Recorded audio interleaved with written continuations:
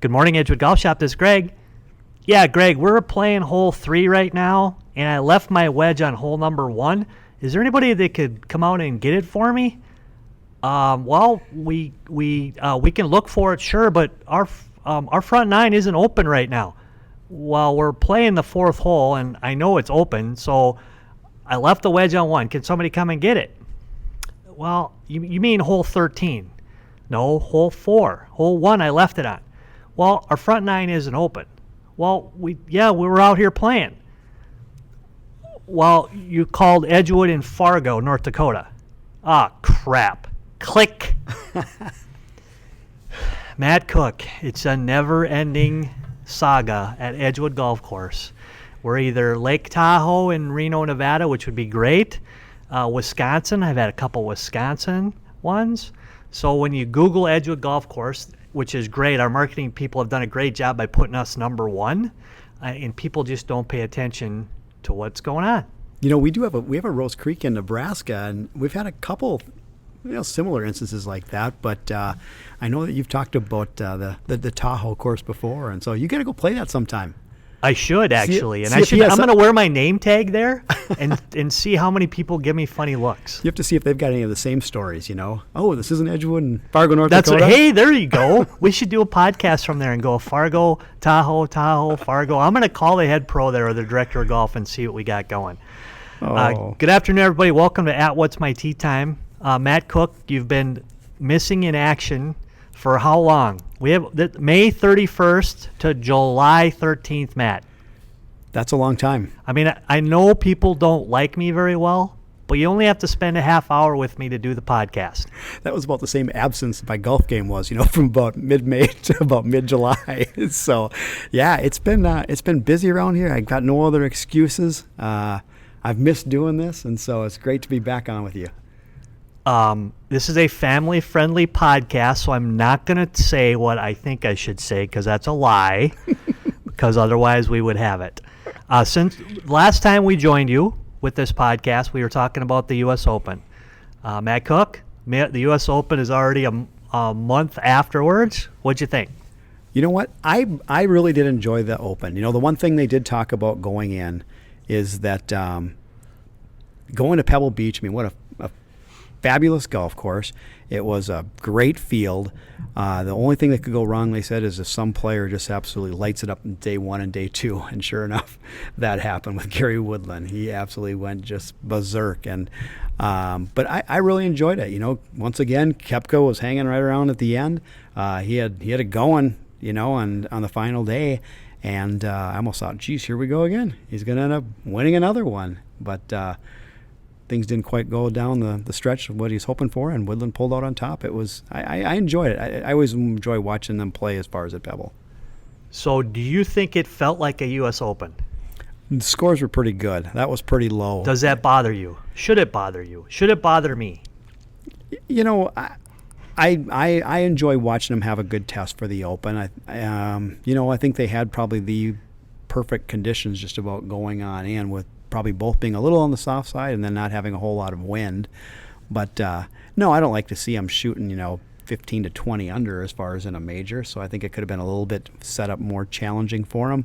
But boy, there was a lot of talk going in once again. Bad talk. A bunch of players, worried about what are they going to do to Pebble. How possible are they going to make this? And so even par, and I understand that even par is a number. It's a fake number. I get it. Yep, I totally understand it.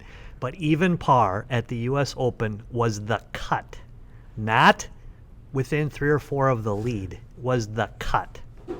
That's good golf.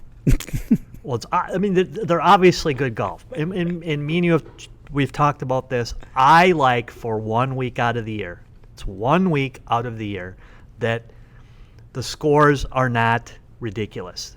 Those guys are good enough. And yes, the USGA, whether they did it on purpose or not, I don't know. I appreciate the fact that they actually went to the head of agronomy at Pebble Beach and used a lot of their insight as to what to do with the golf course. I hope they continue to do that moving forward. Sometimes I'm not so sure they did that moving forward in a lot of different places, but they did this week, and it worked. Now, they did have good weather for sure, right? It was the wind didn't blow. But in my opinion, for me, it felt like another tour event. It felt like the or the Bing Crosby. Didn't feel like a U.S. Open at all to me. No, I would agree. I don't know what the line is. I don't know if there is a line, and obviously they've crossed it a couple different times.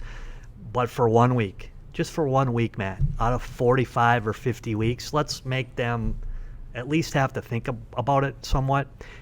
On Monday at the U.S. Open, if guys aren't in their press conferences whining and just lambasting the USGA and the golf course for being too hard, it's going to be too easy. What do you think they have to do probably to make it more challenging? Is it just hole locations? I mean, obviously you can't control as far as the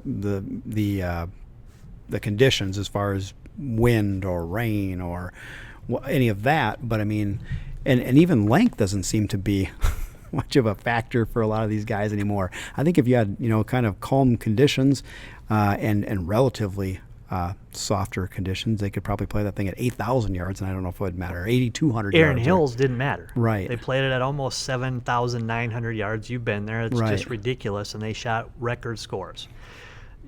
For me, my opinion, and again, do what you got to do. What is it you have to do to either narrow the fairways enough, or I think that's part of it. They're starting to play golf courses, which is great, that are links-ish. To me, it feels always like the British Open now, and I get it. I get it, but it's the U.S. Open. Let's be different. So you're playing wide-open golf courses that have 50-yard wide fairways. To me, again, it just feels like a regular one. So what do we got to do? Let's narrow them up. Let's cut some. Do we have to make at the corners, whatever? And if you miss a fairway, guess what? You got to get lucky to have a swing or a shot that gets you to the green. If it does, if you hit it in the rough and you can't get there, you hit it in the rough. Don't hit it in the rough. Right. Yeah. No, and definitely, I think it seems like it was a little bit wide out there. They could definitely have changed that up a little bit. I don't know, even hole locations. I don't know how difficult it actually was as far as setup there. Well, I don't like it when the greens get it where the ball won't stop. Things like that. I don't necessarily like that. And again, I know it's a hard thing to do because the players are getting so good to play. And I don't think it. Again, the other thing I don't like is when it's 8,000 yards long, because you do have players that have qualified in play that are professional golfers that hit it 290, 80 yards that can't play. Steve Stricker showed up there, and there was one fairway. If they used a certain tee box, he could not carry it far enough to get it to the fairway. I don't like that at all. There's no reason for me to start the fairway at 300 yards. That you're not testing anybody there. Right. That doesn't make any sense. But I wish the U.S. Open would be carnage. I want a little carnage. It's got to be fair. Now, it doesn't have to be fair. Balls rolling off greens, I don't necessarily like that. But there has to be a way to make it harder for them for 1 week. When it gets to be, and they've had some of those moments where it's been really, really difficult, and par was an amazing score. Do you think when they get it that tough, does that bring out, do you think, the best player necessarily? I think it brings out the best player that week. Well, I guess it's pretty objective, right? So I suppose so. Well, it's based on and again, maybe I'm just hung up on the number. Was it a great event? Was it a great tournament? Yeah. It was a great finish. And did the best player win that week? Probably. But the best player won that week on a regular tour event week, in my opinion. Right. It wasn't hard. Right. Enough. So, we'll see. I think next year will be harder, because I think they're going to. Are they at Oakland Hills or somewhere out east where I think it's? We'll see. And USGA got lots of kudos for the golf courses, and nobody else seemed to really care that the scores were a little bit lower, and maybe they caught some weather to make them like that. I love the fact that they play on the West Coast, so we get to see primetime golf. Yeah. I wish they would do that more. I know TV would like to do that more, but I know it becomes it's harder for them to find facilities, on the West Coast maybe, and it doesn't have to be there all the time. But primetime U.S. Open golf is cool, in my opinion. What do you think as far as we're already going into our fourth major right now, so 3 of them already done. It just seems like it just went boom, boom, boom. Do you like the new schedule, the way that's been so far, the way it's going? I like the new schedule because I always thought August was, with the way the tour has grown and with some of the things that they're doing FedEx Cup wise, Ryder Cup, obviously President's Cup, that middle of August, all of a sudden now for a month you had the PGA, you had the FedEx Cup, you had Tournament of Champions, or there's a couple other World Golf Challenge events that were coming up there. I think that, if they can spread those main events out one every month, I think that's better. Sure. What do you think? No, I agree. It seems like, the PGA, I think, has always kind of been praised for having probably one of the best fields in golf. It seems like, as far as the depth there. And yet it seems like because it was always kind of at the end and middle of August, it was kind of like, to me, I think in some ways almost like the forgotten major because it was so far, carried on out into the summertime. And we'll see if that happens to the British Open next week. Maybe so. Is it, we've had 3 now and now we have the British Open, or maybe they've actually caught on to something where it ends at the British Open and then we go into the playoffs or all those other things that the players not have to do, but they want to do that in the President's Cup. So it's kind of spread out a little bit more for the players. I don't think it makes their schedule any different necessarily. Maybe they like it, maybe they don't. I'm not sure. Yeah, it'll be interesting to see. But I think the other thing some people kind of thought is, well, boy, when if as tight as it is, with how 4 of those being in such a short period of time, if one player gets hot, are we going to have a better chance as far as seeing someone, win 2, 3, 4 of those? And Brooks Koepka? Well, yeah, but I think he's kind of showing that it's been like a 2-year deal. Yeah. He's been kind of on quite a string. Was he like 4 out of the last 8 or something? Yeah, for 11 majors. I don't know if he's been out of the top 10. So that could happen. I do think, though, that the golf courses are different enough that it would be hard for a player. I mean, there are courses for horses and horses for courses, and obviously if all those were set up the same, I would agree that possibly could happen. But I think the golf courses will be different enough that it'll be really hard for a player to do that. Right. Do that. So we have the British Open, or excuse me, sorry, I'm showing my age, the Open Championship coming up. Who do we like? Who do we not like? Well, it's interesting because they're going into Ireland. It seems like that little rotation seems to be in Scotland and England a lot. So Ireland doesn't seem to be really kind of on that rotation. And so for going up in Northern Ireland, I've heard from some people who have played Royal Portrush. It's an absolute just phenomenal facility, just absolutely gorgeous up there. It'll be kind of interesting, because Rory's kind of right in that neck of the woods. Graham McDowell's had a little bit of resurgence to his game, I think, and that's up in his neck of the woods. But I read something where I see Brooks Koepka's caddy, I think, is from there as well. So maybe he's got a little insight. Not that he needs a whole lot more help. He's doing quite well. I have a tough time just not going with Brooks Koepka once again. He's playing so well. Even like people, the 3M, he didn't. Some people said that were out there. It almost looked like he was just kind of yawning through. That's like, I've got to go play 4 rounds of golf in Minnesota so I can get to my next major. And he's just a really talented dude. He's doing a lot of things right. Rory McIlroy, he just came off a victory here, and he's been playing well. So I think he's going to be a great possibility up there. It's going to be interesting. I don't know what the scores are going to be like at this facility, but I think winds are, obviously the conditions, wind and whatever is going to be the huge factor there. I mean, the draw, because of British Open, I don't believe they use the 1st and the 10th tees. They just use tee number 1 every single day. So there'll be guys that start at 6:30 a.m. and there'll be guys teeing off at 4:30 p.m. So the draw there becomes huge if the weather's going to change. So hopefully, and which doesn't happen very often. Most of the time, the draw matters. The draw absolutely matters. You'll get 3/4 or 80% of the field coming from one draw or the other, depending on what happens. Brooks Koepka, for the first time in 3 years, I agree with you. When you said he kind of looked disinterested, I think he was just tired. Yeah. I think he was just, right? I mean, and the way golf is at that level. It's very difficult. Ask anybody who's done it. And to be at that level on those facilities with that much attention for 3 years, eventually you're going to say, I'm just done. And maybe he's reached that. Maybe he hasn't. We'll probably see. But I did not know his caddy is from there. So when we pick a player here, I got to pick last time first. I'll let you pick this time, so I'm going to have to think about who I like there. That will be different than I know who you're going to pick, but he would be a favorite. You know, finally, I think you'd have to believe he's going to be a favorite there. What do you think of guys like recently, these young stars that have come off the NCAA, like Victor Hovland, and Matt Wolf, and I mean, having some pretty good success at a very short period of time already in some of these sponsor exemptions they've been able to get. Do you think they have got some possibilities to play well? I think they do, and everybody asks me, you get asked about that now because Matt Wolf, and we'll talk a little bit about Matt as we go forward here, just with golf swings and things.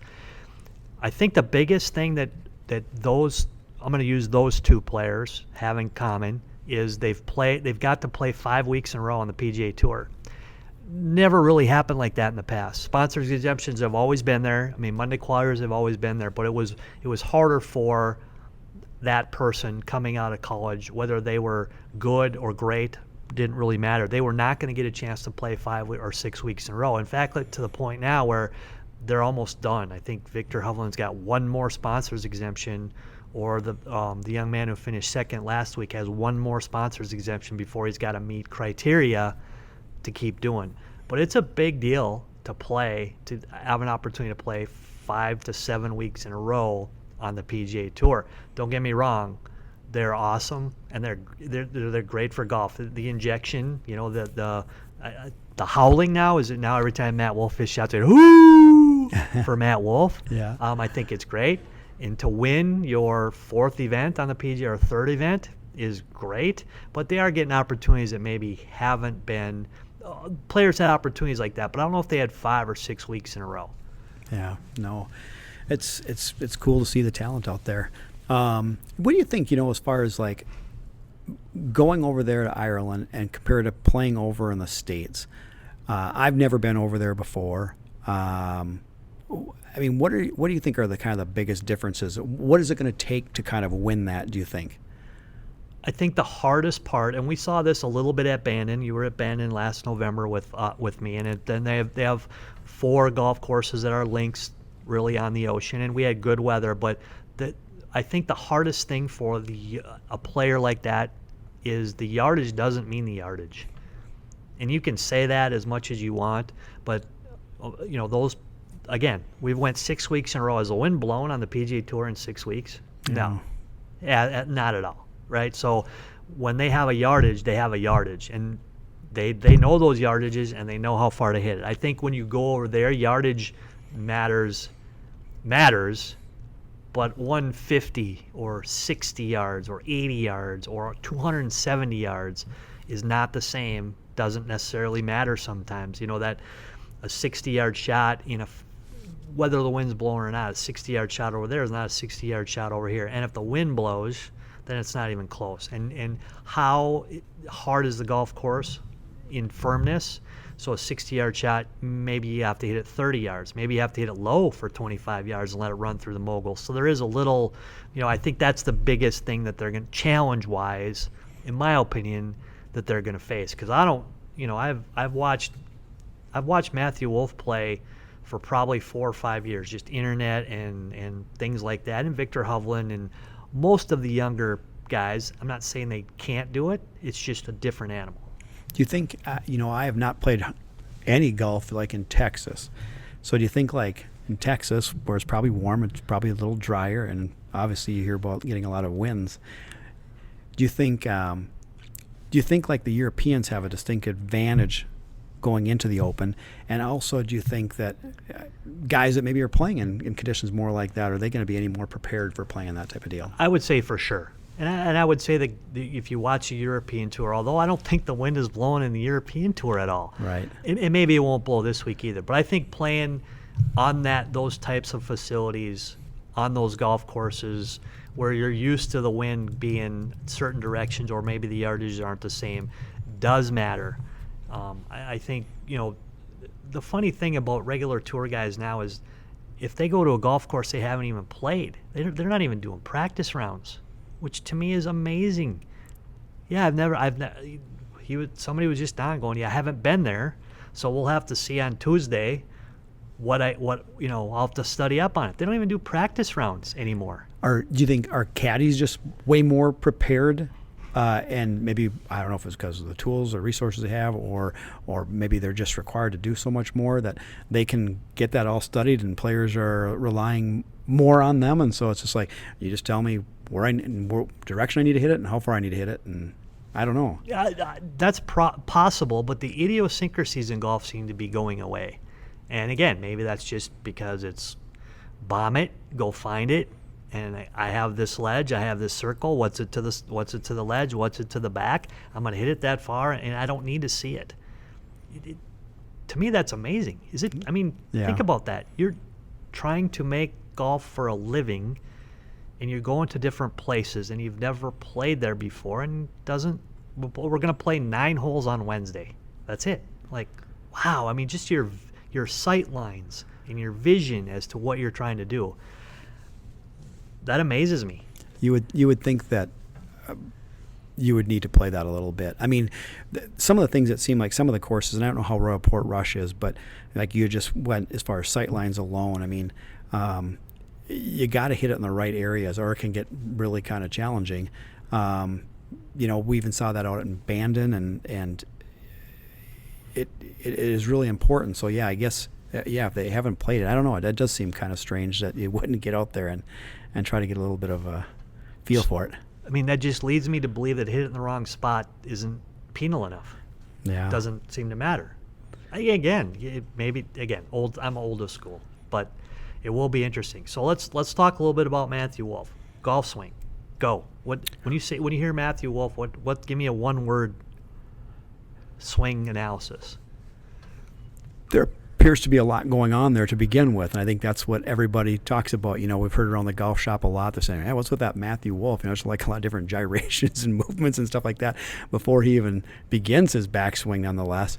And but when you actually slow that down and you watch that, I mean, he is really, really good from when he starts to drop those hands and start that downswing. I mean, it's good, And I liked how, he talked about kind of some of the stuff that's going on before he even starts the club back. Sounded like those were drills that he'd worked with as an instructor, And I'm a little surprised that that's had to continue to be part of that sequence. You would think that, okay, I get it, but maybe you could get away from that. But, Trevino, Furyk. I mean, a lot of guys really got that club kind of working on out, and then would kind of drop that in the slot. And so I don't know. It's definitely different, and it's kind of It's kind of actually enjoyable because most guys on tour look like they're just kind of cookie cutters for the most part. I was just thinking the same thing. It's kind of refreshing to have not a cookie cutter. Right.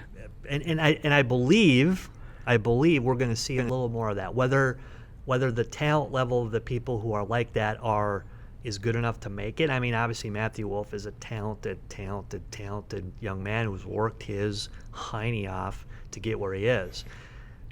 From the golf ball when you start your swing, and we've talked about this a lot, from the start of the golf swing to the top of the backswing. Does it matter? Yes. But the next 2 or 3 clicks, if we're using a video camera, the next 2 or 3 clicks, does he get in the same spot that most are getting to? Right. Yeah. From those 2 or 3 clicks to pass the ball, is he very similar? I mean, you're starting to see now. I was watching. They were doing Dustin Johnson and Matthew Wolff, right? From the start of the swing to the top of the backswing, probably as different on the tour as they have. 3 or 4 clicks from the dart of the downswing, they're exactly in the same spot, and all the way through the golf ball, they're in exactly the same spot, basically. And again, the golf ball doesn't know how you're taking it back. The golf ball doesn't know how you're bringing it down, but the golf ball does understand how you're making contact with it. So it'll be interesting to see, and we're going to see more of that. George Gankus is Matthew Wolff's instructor. He's a little out there, which is great. He's a little like Mac O'Grady was when I was growing up. He's a mad scientist. He understands the body. He understands angles. He understands all the things, the pressures, the pressure forces that you need to put on there. So we're going to see some different looking motions, I think, obviously, because everybody's going to copy what the best is. Brooks, everybody's kind of copied what's happening. So we'll see who the next person maybe is. Victor Hovland, when he was making his swing on his driver, would he take it almost all the way back, stop it, double pump it to the back, and then start? So again, how do they get themselves in a position to make solid contact with the ball? And I think, I was telling my assistant Kyle the other day, I said,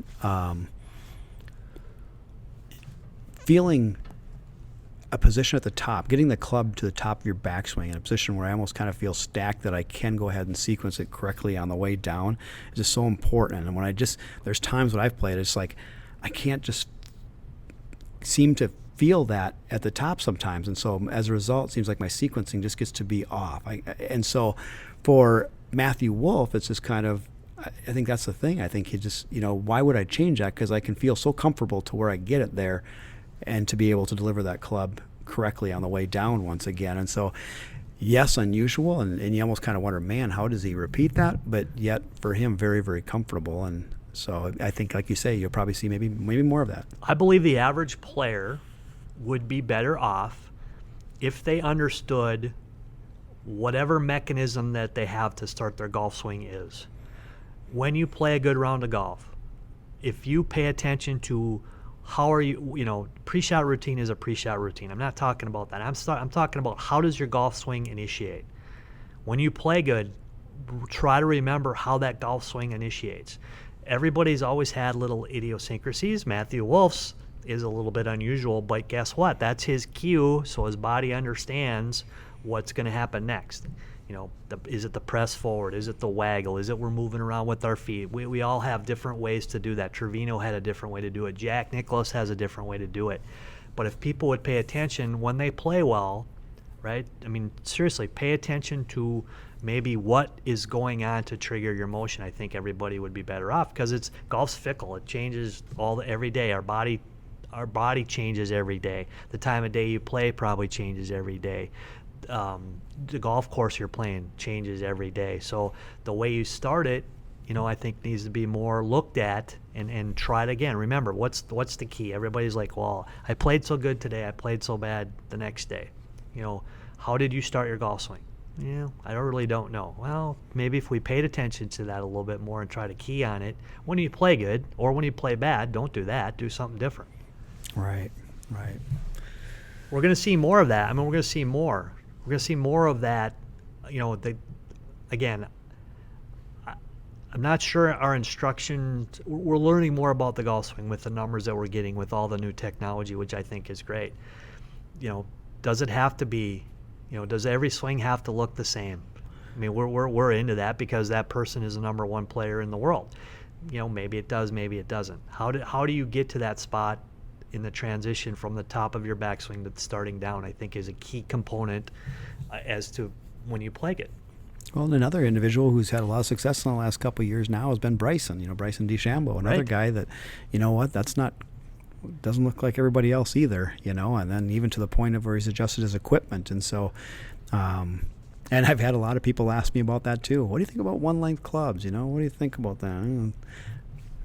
I don't know. If it gets you in the same spot all the time, if you stop all those players, right? Again, he's looks different when he starts it. You look at Bryson, DJ, whatever, 4 or 5 guys that all look different until when?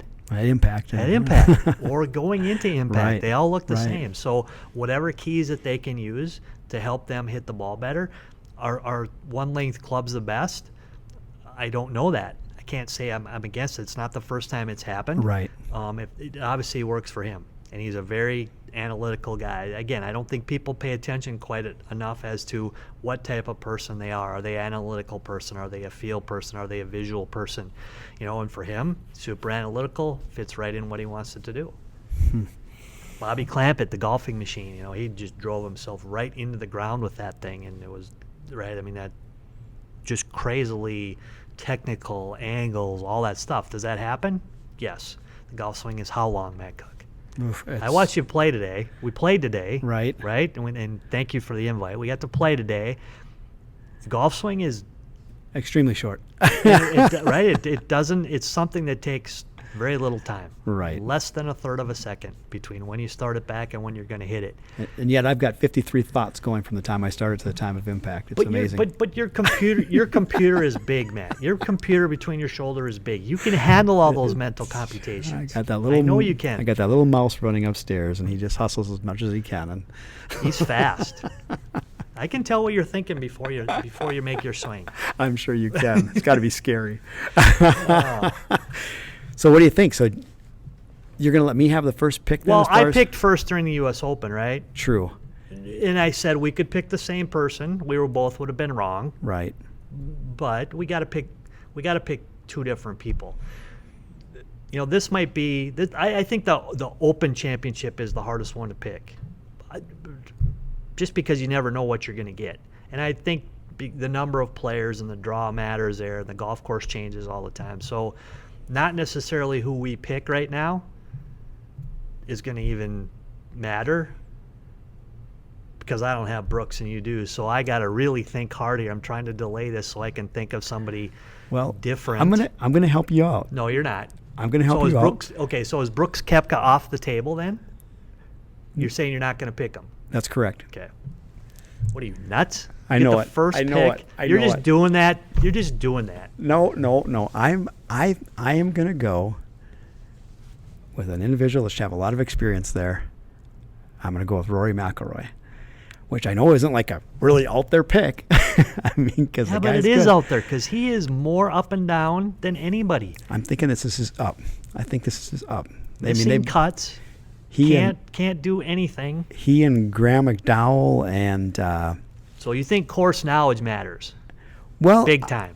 I'm thinking big time. I'm thinking he's going to be in his comfort zone, and I think he's been sleeping in his own bed. Is that what he's doing? Exactly. He's sleeping in his own bed. Sleeping in his own bed, no matter where he's playing. Getting home cooked meals. He's. I'm going with Rory McIlroy. Rory, you're going with Rory McIlroy. Mm-hmm. How many shots do you want? Gosh, I hope Rory makes a cut. So Brooks is there for you. Tie for second, first, second. Well, I'm going to take Brooks Koepka. Let's pick two then. Okay. Got two. Oof. Wow, that's got really, anybody low ball running? I mean, who's played good on the European Tour? We don't even know. We don't even watch it. You know what? I'm going to go then with Henrik Stenson. Ooh. So I got Rory McIlroy. You got two guys and Stenson. You got two guys that hit it higher than anybody on the PGA Tour playing the Open Championship, where you got to hit it low. How am I doing? Wow. I'm probably going to be 0 for 2 for missing cuts, but wow. Yeah, well, you never really know. He could do it. Jeepers. I'm going to take Molinari as my other pick. Oh, there's a good one too. Gosh, I kind of forgot about him. That's a good one. So I got Koepka and Molinari. Wow. And you got Rory and who? Stenson?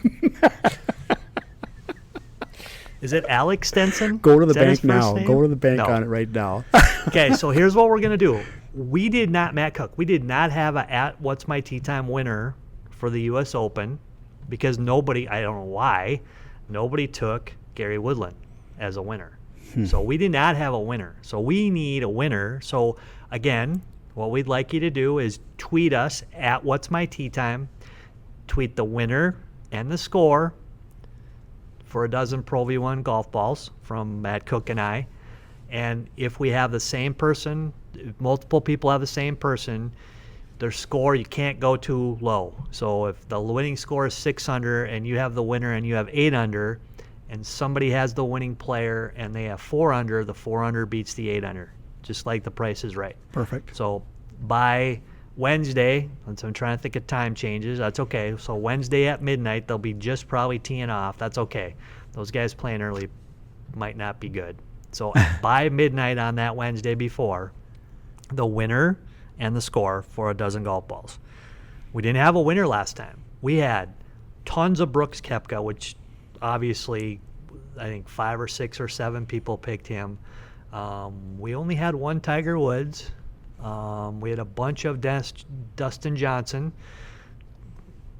he probably is kicking himself more than anybody, not playing well. I mean, it's hard to pick a week to play well, but I mean, it was basically the Bing Crosby Open, and he didn't win, and he's got such a good record there. So we'll see who is that. Speaking of Tiger Woods, we haven't talked about Tiger Woods at all. Do you like what he's doing? Does he have a choice in what he's doing? And how is he going to play this week or next week? No, I don't like his decision. But B, I don't know if he has a choice because I don't know where physically he is right now or emotionally, and so I don't know how taxing that has been on him. It'd be interesting to see. He's just played so little, so that makes it so difficult. I would say it wouldn't surprise me if he played well there. I'm not going to pick him, obviously, but it'll be interesting. I do. I hope he plays well. I mean, obviously it's great for golf, so I do hope he plays well, and maybe shows us that, hey, maybe that was the right move. But if he plays poorly once again, you just think you'd have to second guess. Why aren't you playing a little bit more? And we don't know behind the scenes. So yes, very well could be that this is, he is managing his body more than he's managing his game, and I would think it would be really hard to take 5 weeks off of competitive golf. Obviously, right? Didn't we see on YouTube or whatever, or somebody's getting up at 1 a.m. to get used to the time change? So he is doing the things that he believes he needs to do to be competitively ready. Again, with the colder temperatures, how's his body going to react? Probably wouldn't think it would react very well. It hasn't reacted very well. He's got 0 competitive rounds in 4 or 5 weeks. Managing his body obviously is very important to him. Last year when he played good, he played way more, and he took him a couple weeks each time, and he got better every time. So, maybe it truly is his body telling him, hey, dude, you can't do that. Well, I hope it's not. I'm sure he's flying coach to get over there. He's in row 33C like we are all the time, scrunched in a corner. So he's going to have to stretch himself out a little bit as he gets there. Right. So what else is going on, Matt Cook? How's the summer going? You know what? The summer is going by really fast. quick. Kind of like the majors. Yeah, Our golf fast. summer seems to be going by fast. It's hard to believe. We got a little bit of a late start once again this year, and I think I just looked this morning, and I think we've only been open for 80 days. It feels like a lot longer than that. It was a very cold April and May, and just an amazing June. We were fortunate to come out of the spring season pretty well despite the water conditions here. And so the golf course has been in phenomenal shape, and it's been very, very active, and so that's been really good. And so still got a little bit of a busy summer left to come as far as with some of our corporate stuff and just leagues and activities. And so hopefully we'll continue to have a great remainder of July and August, and it's going to come to the end fast. So what's the one thing, and we didn't talk about this before we got on our podcast today, what's the one thing a player should be thinking about this time of year? Or should they not be thinking about? They've had the spring. If they're taking golf lessons, they've maybe taken their golf lessons. Is this just the time of year to enjoy what you're doing? Is there a tendency that players have that you've seen that come to you for lessons at this time of year? Are they, they've played enough golf now where they're super frustrated, or they've played enough golf now where they're cool with it? What do you see? Surprisingly, I'm probably getting more phone calls than I have all year, even for golf lessons right now. So either people have played a little bit of golf and have not happy what's going on with their golf swings, and they want to make some changes, and we're just barely entering in the middle of July. So I mean, there is still some summer left, and so I would hope to think that it's not too late to start improving before the year is ending. But I think with, like I said, the slow start and the weather being kind of dismal, and maybe not people will get a chance to play as much golf maybe early on, maybe that was part of it. But no, I think I remember taking lessons before, like in September, and so and trying to always figure out, because there's never a bad time, I don't think, to start trying to improve your golf game. Yeah, and this time of year you should have a pretty good idea as a player how your game stands. Is there something that really is not doing what you wanted to do. Is it a ball flight? Is it one certain club? What's the best way that we can attack that? I totally agree with you. It's in July right now. It's a great time to, okay, I've now played for a good 6 weeks pretty regularly, or how much I'm going to play, and this is what's happening. So don't be afraid to go out there and see your local PGA professional, get a little help. I know you'll be happier with the game. Any other words of wisdom you got, Master Cook? No, just keep enjoying the summer. They're short around here, so get out and play some golf. I think all the golf courses are starting to become in really good condition right now, and so it's some of the best times to get out and play. So I think all the courses in our Fargo Park District, have got opportunities there. So, as far as whether it's league activities or some upcoming tournaments, so get out and play. So remember, Open Championship, we would like a winner. At What's My Tee Time, tweet me at What's My Tee Time. We'd like a winner and a score. Winner will get a dozen Pro V1 golf balls. Please do that before the Open Championship starts that Thursday. We hope everybody has a great week. I promise you this, will not be 6 weeks between this podcast and the next. If I have to, I will have to buy an Apple computer so I can do it on my own. So maybe we're going to put a big red X through our picture because Matt Cook continues to not want to do this and avoid me, which is cool. I totally understand it. I think next time when we get together, our last podcast had Chris Croach with some great swing thoughts on it. I believe our next podcast will also have Chris back on there again. Chris is the director of instruction at Fargo Country Club. He's got great insight as to the golf swing.